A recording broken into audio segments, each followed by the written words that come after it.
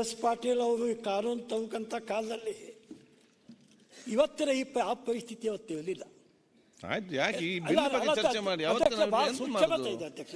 ಈಗ ಬಿಲ್ ಸರಿ ಉಂಟಾ ಇಲ್ವಾ? ಅದೇ ಬಿಲ್ಲಿಗೆ ಅಧ್ಯಕ್ಷ ಆ ಕಾಲಕ್ಕೆ ಈ ಪರಿಸ್ಥಿತಿಯ ನಿರ್ಮಾಣ ಆಗಿರಲಿಲ್ಲ. ಅದು ಇವತ್ತ ಪರಿಸ್ಥಿತಿ ಏನಾಗಿದೆ, ರಾಷ್ಟ್ರೀಕೃತ ಬ್ಯಾಂಕುಗಳು ಮತ್ತು ಕೋಆಪರೇಟಿವ್ ಸೆಕ್ಟರ್ ಇರತಕ್ಕಂಥ ಬ್ಯಾಂಕುಗಳು ನಮಗೊಂದು ಇತಿಮಿತಿ ಇದೆ. ರಿಸರ್ವ್ ಬ್ಯಾಂಕ್ ಗೈಡ್ಲೈನ್ಸ್ನಲ್ಲಿ ಇಂತಿಷ್ಟೇ ಇಂಟ್ರೆಸ್ಟ್ಗಳನ್ನ ನಾವು ತಗೋಬೇಕು, ಇಂತಿಷ್ಟೇ ಇಂಟ್ರೆಸ್ಟ್ಗಳನ್ನ ಅಧ್ಯಕ್ಷ ಒಂದು 2 ಮಿನಿಟ್ ಕೊಡಿ. ಬೇಕಂತ ಹೇಳಿದ್ರಲ್ಲ ಮೊದಲೇ ಅಧ್ಯಕ್ಷ 2 ಮಿನಿಟ್ ಕೊಡಿ. ಇಂತಿಷ್ಟೇ ಪರ್ಸೆಂಟೇಜ್ ತಗೊಳ್ಬೇಕು, ಇಂತಿಷ್ಟು ಪರ್ಸೆಂಟೇಜ್ ಕೊಡಬೇಕು ಅಂತ ಪದ್ಧತಿ ಇದೆ. ಇವತ್ತು ಈ ಫೆಡರೇಷನ್ಗಳು ಬಂದ ಮೇಲೆ ಸೌಹಾರ್ದ ಫೆಡರೇಷನ್ಗಳು ನಮ್ಮದೇ ದ್ವೇಷ ಇಲ್ಲ, ಒಳ್ಳೇದು ಮಾಡ್ತಿದ್ಕೋ ಬೇಕಷ್ಟಿದ್ದಾರೆ. ಅವೇ ಪ್ರಸ್ತಾಪ ಮಾಡ್ದಂಗೆ ಕೋಆಪರೇಟಿವ್ ಸೆಕ್ಟರ್ನಲ್ಲೂ ತಪ್ಪಾಗಿರ್ತಕ್ಕಂಥದ್ದು ಇದೆ. ಆದರೆ ಇದರಿಂದ ಮೂಲಭೂತವಾಗಿ ಆಗಿರ್ತಕ್ಕಂಥ ತಪ್ಪು 18% ಬಡ್ಡಿಯಲ್ಲಿ ಸಾಲ ಕೊಡ್ತಾರೆ, 12% 13% ಇಂಟ್ರೆಸ್ಟ್ ಕೊಟ್ಟು ಬ್ಯಾಂಕ್ನ ಇಟ್ಕೊಳ್ತಾರೆ. ಒಬ್ಬರಿಗೆ 200 ಕೋಟಿ 300 ಕೋಟಿ 400 ಕೋಟಿ ಫೈನಾನ್ಸ್ ಮಾಡ್ತಾರೆ. ಇದ್ಯಾವುದಕ್ಕೂ ಕರ್ನಾಟಕ ರಿಜಿಸ್ಟ್ರಾರ್ ಅನುಮತಿ ಅವಶ್ಯಕತೆ ಇಲ್ಲ, ಅದರಿಂದ ಹೊರಗಿಟ್ಕೊಂಡಿದ್ದಾರೆ. ಈ ರೀತಿ ಮಾಡಿದೆ ನಮ್ಮಂಥ ಸೆಕ್ಟರ್ಗಳೆಲ್ಲ ಹೋಗಬೇಕು. ನಾವು DCC ಬ್ಯಾಂಕ್ ಉದಾಹರಣೆ, ಒಂದೇ ಬ್ಯಾಂಕು ಉತ್ತರ ಕನ್ನಡ ಜಿಲ್ಲೆ 4,000 ಕೋಟಿ ಡೆಪಾಸಿಟ್ ಇದೆ. ನಾವು 1,500 ಕೋಟಿ ರೈತರಿಗೆ ಫೈನಾನ್ಸ್ ಮಾಡ್ತೇವೆ. ನಮ್ಮಂಥ ಬ್ಯಾಂಕುಗಳಿಗೆ ಡೆಪಾಸಿಟ್ ಇರೋದಕ್ಕೆ ಜನ ಬರದೆ ಇದನ್ನು ಹೆಚ್ಚು ಹಣ ಸಿಗತ್ತೆ ಅಂತ ಅಲ್ಲಿ ಹೋಗ್ತಾರೆ. ಸರ್ಕಾರ ನಾಳೆ ಸಾಲ ಕೊಡುವಾಗ ನಮ್ಮನ್ನೇ ಮುಂದಿಟ್ಟು ಸಾಲ ಕೊಡಿ ಅಂತ ನಮ್ಮ ಮೇಲೆ ಒತ್ತಡ ತರುತ್ತೆ. ಆ ಸಂದರ್ಭದಲ್ಲಿ ಸಹಕಾರಿ ಕ್ಷೇತ್ರ ತಳಹದಿ ಏನು ಫೌಂಡೇಶನ್ ಇತ್ತು, ಎಸ್ ಪಾಟೀಲು ಈ ರೀತಿಯ ಯೋಚನೆ ಮಾಡಿರಲಿಲ್ಲ. ಅತ್ಯಂತ ಸಾತ್ವಿಕರು, ನಾವೆಲ್ಲೂ ಒಪ್ಕೊಳ್ಳೇಬೇಕಂತ ಮನುಷ್ಯರು. ಅವ್ರು ಭಾಳ ಯೋಚನೆ ಮಾಡಿ ಈ ಬಿಲ್ಲನ್ನು ತಂದಿದ್ದು. ಆದರೆ ಬಿಲ್ಲಿನ ದುರುಪಯೋಗ ಇವತ್ತು ಆಗ್ತಕ್ಕಂಥ ಅಲ್ಲಿ ಭಾಳ ಕಾಣ್ತೇವೆ. ಅದರ ಜೊತೆಗೆ ಸೌಹಾರ್ದ ಈ ಕಾನೂನಿನ ಕಾರಣಕ್ಕಾಗಿ ನಮ್ಮಂಥ ಜಿಲ್ಲಾ ಮಧ್ಯವರ್ತಿ ಬ್ಯಾಂಕುಗಳು, ಉತ್ತಮ ಪ್ರಾಥಮಿಕ ಪತ್ತಿನ ಸಹಕಾರಿ ಸಂಘಗಳು ಕೂಡ ತಮ್ಮ ಶಕ್ತಿಯನ್ನು ಕಳ್ಕೊಳ್ಬೇಕಾದಂಥ ವೈಯಕ್ತಿಕವಾಗಿರ್ತಕ್ಕಂಥ ಬ್ಯಾಂಕುಗಳ ಕಡೆ ಹೋಗ್ತಕ್ಕಂಥ ಸ್ಥಿತಿ ಇವತ್ತು ನಿರ್ಮಾಣ ಆಗಿದೆ. ಒಂದೇ ಮಾತು ಹೇಳೋದಾದ ಅಧ್ಯಕ್ಷೆ, ಯಾವ ಹಂತಕ್ಕೆ ತಲುಪಿದೆ ಅವಾಗವೇನು ಬೇಜಾರು ಮಾಡಬಾರ್ದು. ನಮ್ಮ ಸ್ನೇಹಿತ ಪಾಟೀಲ್ ಏನು ಬೇಜಾರು ಮಾಡಬೇಡಿ, ಎತ್ತಾಳವರು ನಿಮ್ಮ ಕಡೆ ಎಲ್ಲ ಚೆನ್ನಾಗೇ ಇರ್ಬೋದು.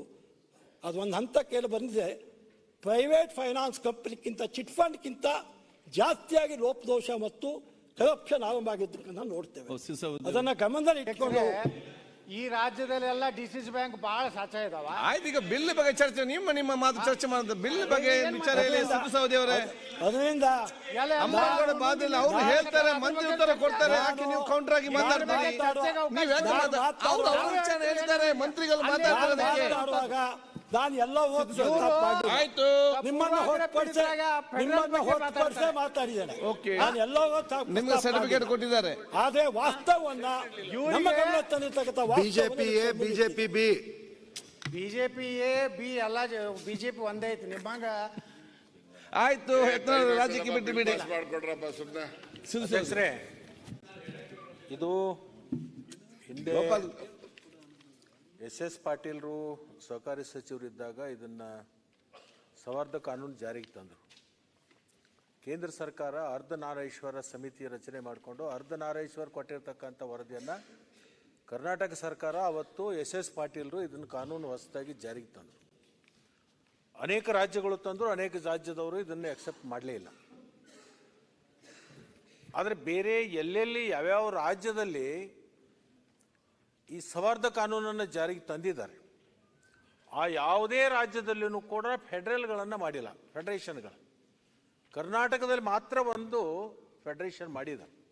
ಇರಲಿ, ಅವತ್ತಿನ ಕಾಲಕ್ಕೆ ಏನೋ ಅದು ಫೆಡರೇಷನ್ ಮಾಡಬೇಕು ಅಂತೇಳಿ ಎಸ್ ಪಾಟೀಲ್ರಿಗೆ ಅದು ಆಲೋಚನೆ ಬಂದಿರ್ಬೋದು, ಮಾಡಿರ್ಬೋದು. ಅದ್ರ ಬಗ್ಗೆ ನಮ್ಮದು ಅಭ್ಯಂತರ ಇಲ್ಲ.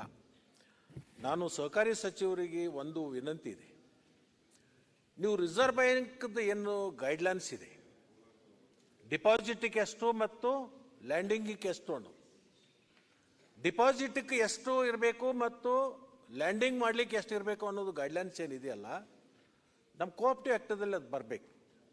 ಏನಾಗ್ತಾ ಇದೆ ಅಂದರೆ, ಮೊನ್ನೆ ಮಹಾರಾಷ್ಟ್ರದವರು ಒಬ್ಬರು ನಮ್ಮ ಕರ್ನಾಟಕದಲ್ಲಿ ಬಂದು ಒಂದು ಸೌಹಾರ್ದ ಬ್ಯಾಂಕ್ ತೆಗಿತಾ ಇದ್ರು.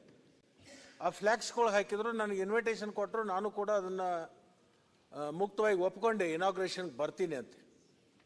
ಅವರು ಫ್ಲ್ಯಾಕ್ಸ್ ಹಾಕಿದ್ರು, ಡಿಪಾಸಿಟ್ಗೆ ನಾವು 14% ಡಿಪಾಸಿಟ್ ತಗೋತೀವಂತೆ. 14% ಅವ್ರು ಡಿಪಾಸಿಟ್ ಕೊಡ್ತೀವಿ. ಡಿಪಾಸಿಟ್ಗೆ 14% ನಾವು ಬಡ್ಡಿ ಕೊಡ್ತೀವಿ ಅಂತ ಹಾಕಿದ್ರೆ ಜನ ಆಕರ್ಷಣೆ ಆಗಿ ಎಲ್ಲರೂ ಡಿಪಾಸಿಟ್ ಮಾಡ್ತಾರೆ. ಕೊನೆಗೆ ಅವರು ಲ್ಯಾಂಡಿಂಗ್ ಮಾಡೋದು ಎಷ್ಟು? 18-19%. ಸಾಲ ತಗೊಂಡು ನಾವು ಹೆಂಗೆ ಬದುಕ್ತಾನೆ? ಆಮೇಲೆ ಇಂಥವು ಅನೇಕ ಒಂದು 7 ಹಿಲ್ಸ್ ಅಂತ ಒಂದು ಸೌಹಾರ್ದ ಕಾನೂನದಡಿ ಒಂದು ಇಲ್ಲಿ ಸಂಸ್ಥೆ ಪ್ರಾರಂಭ ಆಗಿತ್ತು ಬಸನಗೌಡ್ರೆ. ನಿಮ್ಮ ಬಿಜಾಪುರದಲ್ಲಿ ಬಹಳಷ್ಟು ಜನ ಅದಕ್ಕೆ ಟೊಪಿಗೆ ಹಾಕೊಂಡಿದ್ದಾರೆ. 7 ಹಿಲ್ಸ್ ಅಂತ ಇಲ್ಲಿ ಕೋಲಾರದಲ್ಲಿ ಅವನು ಬ್ರಾಂಚ್ ತೆಗೆದಿದ್ದೆಲ್ಲೋ ಬಿಜಾಪುರ, ಬೆಳಗಾವಿ ಎಲ್ಲ. ಅಲ್ರಿ ವಿಜಯ ಮಲ್ಯ ಹಾಕಿ ಹೋದ, ಅನ್ಯ ಸ್ಟೇಟ್ ಬ್ಯಾಂಕ್ ಬಂದ್ ಮಾಡಿಬಿಡ್ತೀರಿ, ನ್ಯಾಷನಲೈಸ್ ಬ್ಯಾಂಕ್ ಏನ್ರಿ? ಅಲ್ಲಲ್ಲ ಕೇಳ್ರಿ, ವಿಜಯ ಮಲ್ಯ ರಕ್ಷಣೆ ಮಾಡ್ತಾರ. ಯಾಕೆ ಇದನ್ಯಾಕೆ ನೀವು ಅದನ್ನ ಅಷ್ಟನ್ನು ತೊಗೊಳಕತ್ತೀರಿ ನೀವು? ವಿಜಯ ಮಲ್ಯನ್ ರಕ್ಷಣೆ ಮಾಡ್ತಾರ. ಬಿಲ್ ಬಗ್ಗೆ ಚರ್ಚೆ ಮಾಡಿ ಮುಗಿಸಿ. ಅಲ್ಲಿ ಲೋಪದೋಷ ಏನಾಗ್ತದ ಅನ್ನೋದು ಹೇಳ್ತದನ್ನು ಆರಾಮ ಕುಂತ ಕೇಳ್ರಿ, ಆಮೇಲೆ ನನಗೆ ಆನ್ಸರ್ ಮಾಡ್ರಿ. ಇಲ್ಲ ನೀವು ಹೇಳುವ ಅರ್ಥ ನೀವು ಮಾಡ್ಕೊಡ್ರಿ ಮೊದಲ. ನೀವು ನಿಮ್ಮ ನಾನು ಮುಗಿಸ್ಲೇ. ಅವರು ಸಹೋದರ ಅಲ್ಲಲ್ಲ ನಾನು ಮುಗಿಸ್ತೀನಿ. ಮುಗಿಸಿ ಮಲತ್ತ ನನ್ನಲ್ಲಿ ಏನು ಹೇಳಿಕೆಯಲ್ಲಿ ದೋಷ ಅನಿಸುತ್ತೆ ಅದನ್ನ ನೀವು ಹೇಳಕ್ಕಿರ. ಅದೇ ಅದೇ ಮಾತಾಡ. ನಾನು ಬಸನಗೌಡರದಲ್ಲಿ 4,000 ಕೋಟಿ ಡಿಪಾಸಿಟ್ ಇದೆ, ಚೆನ್ನಾಗಿ ನಡೆಸಿದ್ರಿ. ನಿಮ್ಮ ಬಗ್ಗೆ ನಾನು ಚರ್ಚೆ ಮಾಡ್ತಾ ಇಲ್ಲ. ಯಾರು ಲೂಟಿ ಮಾಡಿದಾರಲ್ಲ ತಡಿ. ಕೋಲಾರದಲ್ಲಿರ್ತಕ್ಕಂಥ 7 ಹಿಲ್ಸ್ ಸೌಹಾರ್ದ ಸಹಕಾರಿ ಸಂಘದವರು 14% ಇಂಟ್ರೆಸ್ಟ್ ಕೊಡ್ತೀವಿ ಅಂತ ತಿಳ್ಕೊಂಡು ಏಜೆಂಟ್ರು ಮಾಡಿದ್ರು. ಆ ಏಜೆಂಟ್ರು ಹಳ್ಳಿ ಒಳಗೆ ಬಂದ್ಕೊಂಡು ಆ ಏಜೆಂಟ್ಗೆ ಏನು ಹೇಳ್ರಿ ಗೊತ್ತಾ? ಎಷ್ಟು ಡಿಪಾಸಿಟ್ ತರ್ತೀರಿ, ಡಿಪಾಸಿಟ್ ಮ್ಯಾಗ ನಿಮಗೆ 10% ಕಮಿಷನ್ ಕೊಡ್ತೀವಿ ಅಂತ ಹೇಳ್ರಿ. ಆ ಕಮಿಷನ್ ಆಶೆಗಾಗಿ ಅವ್ರು ಬಡವ್ರ ಮನೆಗಳಿಗೆ ಹೋಗಿ ನಿಮಗೆ 14% ಕೊಡ್ತೀವಿ, ನಾಳೆ ನಿಮ್ಮ ಮಕ್ಕಳ ಮದುವೆಗೆ ಬರುತ್ತೆ, ಲಗ್ನಿಗೆ ಬರುತ್ತೆ, ಮುಂಜುವಿಗೆ ಬರುತ್ತೆ ಅಂತ ತಿಳ್ಕೊಂಡು ಅವ್ರನ್ನ ಕನ್ವಿನ್ಸ್ ಮಾಡಿ ಅಲ್ಲಿ ಹಣ ಸಂಗ್ರಹ ಮಾಡಿಸಿದ್ರು, ಡಿಪಾಸಿಟ್ ತಗೊಂಡ್ರು. ಆ ಡಿಪಾಸಿಟ್ ತಗೊಂಡ್ಮೇಲೆ ತಿರುಗಿ ವಾಪಸ್ ಡಿಪಾಸಿಟ್ ಇಲ್ಲ, 14% ಇಂಟ್ರೆಸ್ಟ್ ಇಲ್ಲ. ಅದಕ್ಕೆ ನಂದು ವಿನಂತಿ ಏನದೆ, ಅದು ಈ ಕೋಆಪ್ಟಿವ್ ಆಕ್ಟ್ ದಲ್ಲಿ ಇರಬಹುದು. ಗುರು ರಾಘವೇಂದ್ರ ಕೋಆಪ್ಟಿವ್ ಬ್ಯಾಂಕ್ ಆಯ್ತು, ಬೆಂಗಳೂರಿನಾಗ ಆಯ್ತು, ಅದು ಕೋಆಪ್ಟಿವ್. ಹಾಗಾದ್ರೆ ಸಹಕಾರಿ ಇಲಾಖೆ ಅಧಿಕಾರಿಗಳು ಏನ್ ಮಾಡಕತ್ತಿದ್ರು ಅವಾಗ? ನಾನು ಏನ್ ಹೇಳ್ತಾ ಇದ್ದೀನಿ ಅಲ್ಲ, ಅಂದ್ರೆ ವಾಷಿಂಗ್ಟನ್ ಆಯ್ತು. ಗುರು ರಾಘವೇಂದ್ರ ಆಯ್ತು ಮಂತ್ರಿಗಳೇ, ಬಸವನಗುಡಿ ಅಂತ ಕಂಡೀಷನ್ ಹಾಕಿ, ಅವಾಗ ರೇಟ್ ಆಫ್ ನಮ್ಮ ಇಂಟ್ರೆಸ್ಟ್ ಸಹಕಾರಿ ಕಂಡೀಷನ್ ಇಲಾಖೆ ಹಾಕಿ, ಅಧಿಕಾರಿಗಳು ಏನ್ ಮಾಡಿದ್ರು? ರೇಟ್ ಆಫ್ ಇಂಟ್ರೆಸ್ಟ್ ಕಂಡೀಷನ್ ಹಾಕಿ ಮತ್ತು ಲ್ಯಾಂಡಿಂಗ್ ಕಂಡೀಷನ್ ಹಾಕಿ. ಇಲ್ಲ, ಬಸವನಗುಡಿ ಹೆಚ್ಚಿಗೆ ಅದನ್ನ ಇಂಟ್ರೆಸ್ಟ್ ಅನ್ನ ಕ್ಲೇಮ್ ಮಾಡಬಾರ್ದು ಅಂತ ಹೇಳಿ ಅಧ್ಯಕ್ಷ, ಅದು ಮಾಡ್ಬೇಕು. ಅಧ್ಯಕ್ಷ ಸೌಹಾರ್ದ ಕಾನೂನಲ್ಲಿ ಅವ್ರೇನು ಮತ್ತೆ ನೋಡುವ ಈಗ ಇದೇನಾಯ್ತು ನೋಡುವ ಇಲ್ಲಿ. ಏನಾಯ್ತು ಆ ಶಿಕ್ಷೆ?